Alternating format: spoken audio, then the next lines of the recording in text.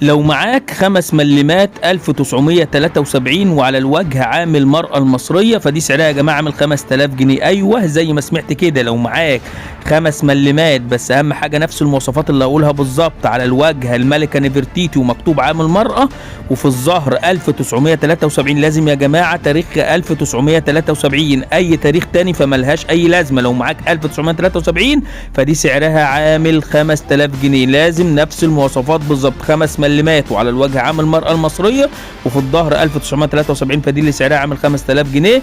فمحدش يجيب لنا داخل الفيديو عملات ملهاش لازمة، يعني مثلا العملة 5 ملمات على الوجه صقر 1973 صفرة دي ملهاش اي لازمة، كذلك عامل مرأة وفي الظهر سنة 1975 ايضا ملهاش اي لازمة. العملة المطلوبة لابد انه يكون 5 ملمات عامل المرأة المصرية ولازم تاريخها 1973، فدي اللي سعرها عامل 5000 جنيه. فلو معاك فيحظك يا هناك. بس قبل ما اقول لك ايه اللي سعرها عامل 5000 جنيه وايه المواصفات اللي فيها، فبطلب من حضرتك لو انت اول مره لسه بتشوفنا على قناه اليوتيوب تعمل لنا اشتراك في القناه وتفعل زر الجرس لو انت بتشوفنا على اليوتيوب، اما لو انت بتشوفنا على الفيسبوك فتعمل لنا لايك وشير ومتابعه. كذلك هقول لكم على 4 اماكن لبيع العملات، كذلك لو انت عاوز ارقام الواتس ممكن تاخدها من على قناه اليوتيوب الربح المضمون. ونخش دلوقتي جوه الفيديو.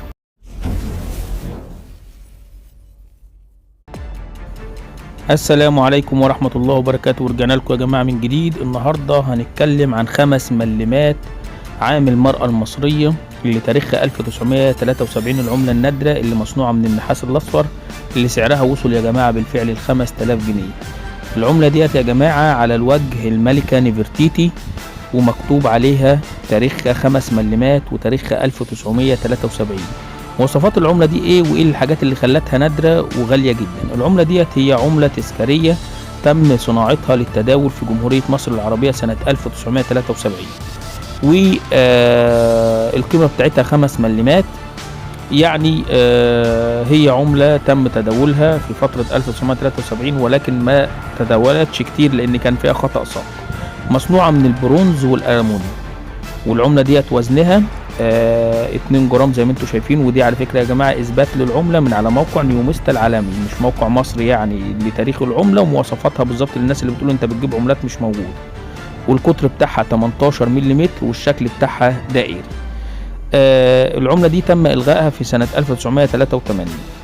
العملة ديت يا جماعة نادرة جدا لان فيها خطأ صافي. ليه يا جماعة العملة ديت نادرة وسعرها بيوصل ل 5000 جنيه؟ العملة دي تم اصدارها زي بروفة كده تجربة، وتم اصدار كميات قليلة منها للتداول. هي موجودة، مش هنقول هي مش موجودة، موجودة ولكن بكميات قليلة عن المعتاد، لذلك سعرها ممكن يغلى ويوصل ل 5000 جنيه. طيب هل في عملات بقى شبيهة لها وموجودة مع الناس كلها ومتداولة وفيها كميات ملايين العملات؟ موجود كميات كبيرة جدا من العملة ديت وملايين العملات، ولكن تواريخ تانية واشكال تانية. يعني مثال، يعني العملة اللي هي موجودة ومتداولة مع كل الناس ومحدش يجيبها لنا ولا يقول لي معايا وملهاش اي لازمة، بتتباع بالكيلو، هي 5 ملمات الصقر على الوجه صقر سنة 1973. لو انت جبتها لي على الوجه صقر مصنوعة من النحاس 1973 لونها اصفر يعني و5 ملمات، دي ملهاش اي لازمه، بتتباع بالكيلو، فملهاش اي لازمه بتتباع بالكيلو، شعبي معدن كده بتتوزن بالكيلو، ملهاش اي لازمه. كذلك العمله الثانيه هي مكتوب عليها عامل مرأة في الوجه، عامل مرأة ولكن تاريخها 1975. دي العمله الاصليه اللي تم منها صك ملايين العملات وموجوده مع كل الناس سنه 1975. بس 1975 انا مش عاوزها لان دي ايضا يا جماعه موجود منها كميات كبيره وبتتباع بالكيلو، ملهاش اي لازمه، بتتباع شعبي بالكيلو. طيب الكيلو فيها ب 150 جنيه، توزن لي كيلو كده بديك 150 جنيه على العمله اللي هي نفرتيتي 1975. طب ايه العمله النادره؟ مواصفاتها كالاتي: على الوجه عامل مرأة الملكه نفرتيتي وفي الظهر 1973، لازم تاريخها 1973 ويكون مصنوعة من النحاس الأصفر والفئة بتاعتها 5 ملمات. هي دي العملة النادرة يا جماعة اللي سعرها بيوصل ل 5000 جنيه. طب هل سعرها كله 5000 جنيه من أول؟ يعني أنا لو جبت لك العملة دي تديني 5000 جنيه؟ لأ، بتخضع بعد كده للتقييم. التقييم دي 70 درجة، يعني هي على حسب حالتها. يعني ممكن تكون العملة فيها خدوش، فيها تآكل، فيها خبطات، فيها انكسار، متكسرة، متطبقة، فدي سعرها هيبدأ من أول 500 جنيه وهيبدأ يعلى تدريجيا كلما اتحسنت الحالة بتاعتها جيدة، فيري جود، ابوت انصر. لو وصلت معايا لحالة الانصر اي بدون اي عيوب نهائية بيوصل سعرها ل 5000 جنيه، وديت اكنها لسه خارجه من البنك زيرو وبتشف وبترف، دي اللي سعرها بيوصل ل 5000 جنيه. دي بالنسبه لمواصفات العمله وتفاصيل العمله بالتفصيل. اللي معاه نفس العمله دي يا جماعه يتواصل معايا وهاخدها منه عادي. طب انا معايا العمله ديت ابيعها فين؟ او معايا اي عمله تانية نادره من اللي انت بتقول عليها على القناه بتاعتك عملات نادره، تقدر تبيعها من خلال 5 اماكن هقوله لكم بالتفصيل. اول مكان تقدر تبيعها من خلالنا انا شخصيا، وهتواصل معاك واخد منك العملة وارقام الواتس وعناوين البيع بالتفصيل موجودة على قناة اليوتيوب الربح المضمون. لو انت بتشوفنا في اي منصة تانية تقدر تخش على قناة اليوتيوب الربح المضمون وتاخد عناوين البيع وارقام الواتس بالتفصيل من هناك، تطلب ارقام الواتس في التعليقات وهبعتها لك حالا. دي اول تواصل تقدر تتواصل من خلالنا. تمام. ايضا برضو للناس اللي معاها عملات بشعبي وبتتباع بالكيلو وعاوز يعرف العملات القديمه، سايب لكم فيديو للناس اللي بتشوفنا في علامه في قناه اليوتيوب، وسايبه لكم في علامه البايو دلوقتي فيديو بيشرح اهميه العملات النادره واماكن بيعها بالتفصيل، وازاي تعرف سعر عملتك، يعني ازاي تعرف سعر العمله اللي معاك دي هل نادره ولا مش نادره، من خلال 4 حاجات، وكذلك 4 اماكن لبيع بالتفصيل. دي سايبه لكم في علامه البايو، خشوا اتفرجوا عليه. ايضا تقدر تبيعها ايضا من تاني مكان، وهو من خلال الاسواق الحره اللي موجوده في كل من مصر واسكندريه. عندنا مكانين، مكان في القاهره موجود عندنا في وسط البلد في شارع عماد الدين الألفي في سوق ديانة جنب طلعت حرب. هناك يا جماعة سوق بينعقد كل يوم سبت من أول الساعة 8 صباحا حتى الساعة 5 مساء.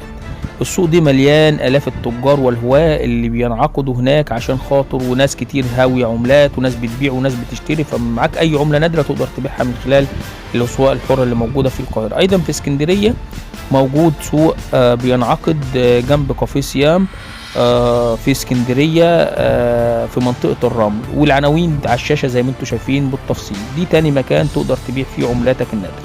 تقدر تبيع ايضا من خلال تالت مكان من خلال الجروبات اللي موجودة على الفيسبوك، وعندنا العديد من الجروبات اللي بينعقد عليها مزادات وبينعقد عليها مزادات لبيع العملات، وديت صور لبعض الجروبات اللي موجودة على الفيسبوك، وتقدر تخش تشترك فيها وتبيع عملاتك عليها. ولو عملتك نادرة ولها سعر هتجيب سعر في المزاد لو عملت عليها مزاد، اما لو هي شعب بالكيلو فملهاش اي قيمة، الناس هتضحك عليك.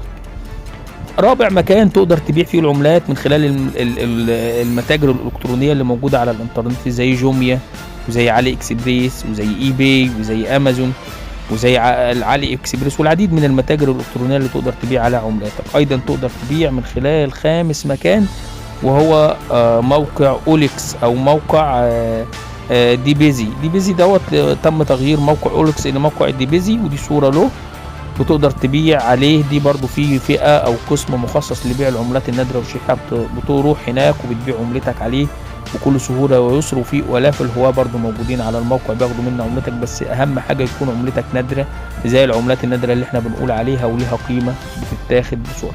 انا خلصت كل ما يتعلق عن شرح الفيديو يا جماعة، فبطلب من حضرتك عشان نجيب لكم فيديوهات كتير يا جماعة وعملات نادرة ان انتوا تشجعونا، ان انتوا تعملوا لنا لايك وتشجعونا ان الفيديو دي يوصل لاكبر عدد من اللايكات ويوصل لاكبر عدد من الناس. لايك للفيديو وشير لو انت بتشوفنا على قناة اليوتيوب، اما لو انت بتشوفنا على الفيسبوك بتعمل لنا لايك وشير ومتابعة.